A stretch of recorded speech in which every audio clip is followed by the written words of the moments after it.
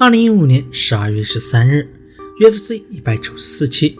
曾经记录过无数历史的拉斯维加斯再一次见证了足以载入格斗史册的一刻。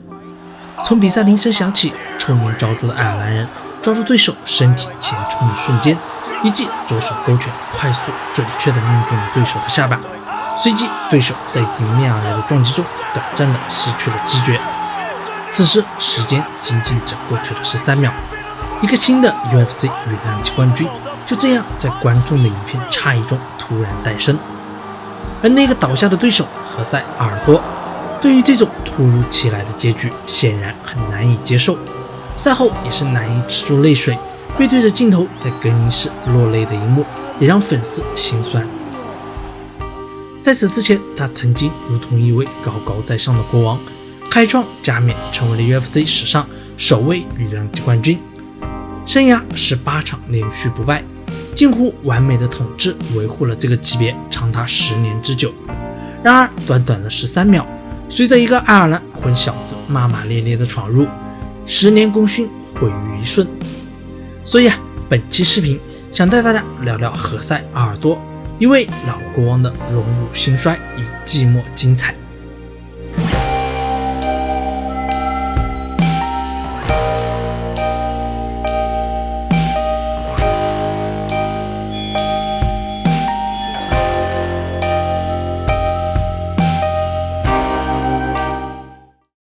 马瑙斯城位于神秘的巴西亚马逊丛林，被当地人称为森林之城。1986年9月9日，何塞·阿尔多就出生在这里。在他1岁那年，他的姐姐乔瑟琳因为跟妹妹打闹，不小心将婴儿车打翻，结果当时还是婴儿的阿尔多就掉进了旁边的烤炉，炙热的铁板也因此在他的脸上留下了一道永远的印记，巴脸的绰号也由此得名。但大家更喜欢叫他阿杜的原因，是因为他的姓氏 Aldo 的谐音。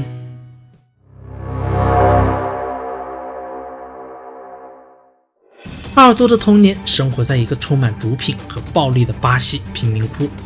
妈妈在他很小的时候就因为忍受不了家里的贫困而离家出走。和很多巴西人一样，阿尔多的儿时也希望通过他们的国民运动足球成为一名顶尖的运动员，来改变自己的命运。但当时的足球场上经常会出现一些拥有黑帮背景的小混混，让小阿尔多非常的害怕。尼瓦这样的父亲为了让阿尔多更好的保护自己，于是就带阿尔多去了一家拳馆，跟随一名教练开始学习卡波耶拉格斗术。对于具有亚马逊战士血统的阿尔多来说，很快就掌握了这门格斗术的精髓。在一次与小混混的乱战中，占据优势的阿尔多吸引了一个叫马克斯的柔术教练的注意，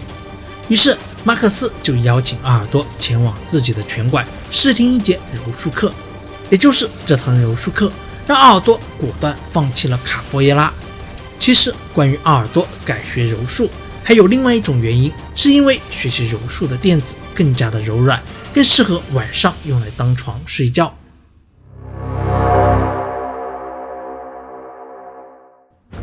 16岁那年，阿尔多为了不想再给家庭带来任何的负担，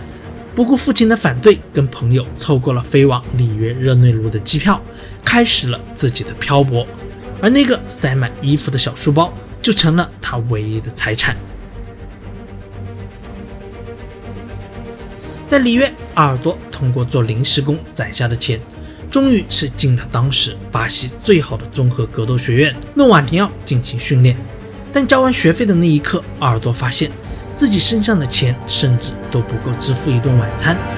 于是阿尔多偷偷的在训练结束之后，去附近的市场继续做临时工维持生计。在没有收入的时候阿尔多甚至是2天才能吃上一顿饭。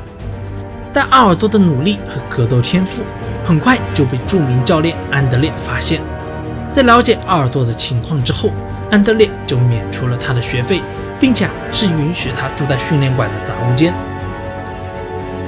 而他在这里也遇到了一个叫薇薇安娜的练习泰拳的女孩。阿尔多跟这个女孩的感情急剧的升温，但也遭到了薇薇安娜的父亲极力反对，因为在他看来，这个脸上还有一道疤的男孩将来不会有任何的出息。但薇薇安娜还是不顾一切地选择了与奥尔多共同的生活。2006年5月20日，奥尔多在赢得当晚的比赛之后，在现场及屏幕数百万观众的面前，向这个在他一无所有的情况下依然陪伴他的女孩求婚。事实证明，奥尔多确实是没有辜负大家的期许。2004年，18岁的何塞·奥尔多人生中首次走上了职业擂台，18秒就以一击高扫爆头对手马里奥，赢得职业生涯首场胜利。此后，奥尔多也是跟随着教练辗转巴西以及英国多个赛事，并且7场比赛全部都是以终结对手拿下。2005年11月26日，已经在巴西小有名气的奥尔多第一次回到了自己的老家马瑙斯城进行比赛。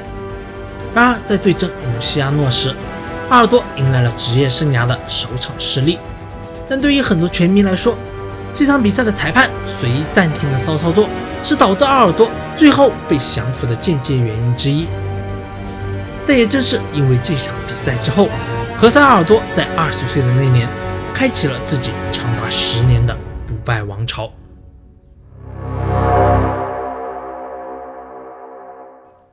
2008年，随着日本赛事 Pride 的倒塌，世界格局风起云涌。当时主打小级别选手的北美格斗组织 WEC 开始招兵买马，大批量的签约选手，而奥尔多也是由于这个契机正式进入美国市场。登上 WBC 擂台之后，奥尔多是接连5场 KO 拿下了次轻量级冠军挑战权，其中在与卡布斯旺森争夺挑战权时，更是以8秒的速度飞膝 KO 对手，让当时的格斗粉丝开始关注这个其貌不扬甚至是有点凶狠的家伙。5个月后，奥尔多在美国的拉斯维加斯开始了自己职业生涯的第一次冠军挑战。当晚，这个巴西人再次向世人证明了自己。第2回合，奥尔多在间隙间拿到了10任 WBC 次轻量级冠军麦克布朗的后背，以其称谓连续对布朗重拳砸击 TKO 拿到了自己职业生涯中的首个冠军头衔。也就是这一年，何塞·奥尔多被著名的格斗媒体评为年度最佳 MMA 选手。1年后UFC 为了一统江湖，财大气粗的收购了 WBC 赛事，而 WBC 次轻量级冠军何塞·奥尔多被并入到 UFC 新设置的羽量级这个级别。由此，奥尔多不仅成为了 WBC 次轻量级末代王者，也继承了 UFC 羽量级初代冠军头衔。这里也顺便提一句，草原狼张铁拳大哥也是因为 WBC 被收购而转签进入到了 UFC 八角笼，成为了首个登上 UFC 的中国人。进入 UFC 八角笼之后奥尔多开始面临着更大的竞争挑战，时刻提防着那些虎视眈眈的冠军挑战者。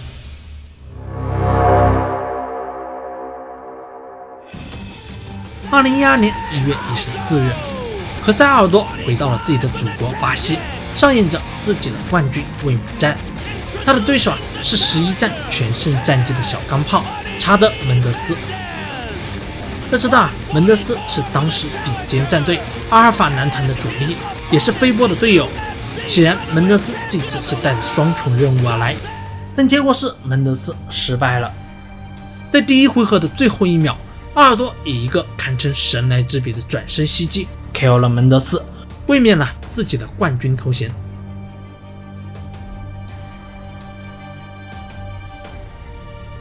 再次见到查德·门德斯时，是在2014年10月24日 UFC 179期。为了这场二番战，奥尔多这中间又是挫败了松鼠埃德加、里卡多·拉马斯和韩国僵尸郑赞成妄图谋取王位的野心。作为巴西当时仅存的一位 UFC 冠军，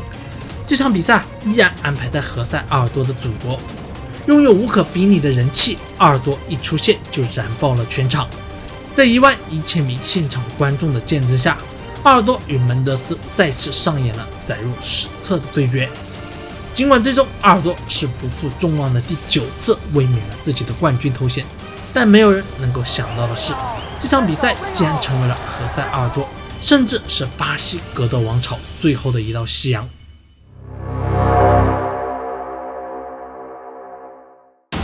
UFC 194期，13秒一个不可置信的结果，承载了太多，刷新了 UFC 冠军战的记录，余量级10年统治被终结，巴西王朝全军覆没，以及曾经骄傲的老国王一蹶不振。何塞尔多以如此惨烈的方式收获了10年来的首次失利。然而相比于被 KO 的痛，更糟糕的是来自心理上的打击。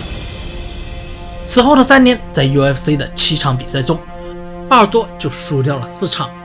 也曾一度在2016年战胜过雄鼠埃德加，赢得过临时 UFC 羽量级冠军，但随即遭到了天佑之子麦克斯·侯劳威2次毁灭性的 KO 打击，再一次失去了冠军头衔。在大家都认为阿尔多可能退役时， UFC on Fox 37，阿尔多在首回合 KO 对手史蒂芬斯之后，一向不苟言笑的阿尔多潸然泪下，哭得像个孩子一样。面对无法跨越的侯勒威，无奈之下，已经迈过而立之年的何塞阿尔多选择了更加痛苦的降州，来到竞争还不算残酷的雏量级，试图再次找回曾经的荣耀。然而残酷的现实再一次狠狠地击中了阿尔多，首秀雏量级，面对后辈马龙·莫拉莱斯的进攻，老国王可以说是有心无力，勉强打完全场，最后争议性的点数高负对手。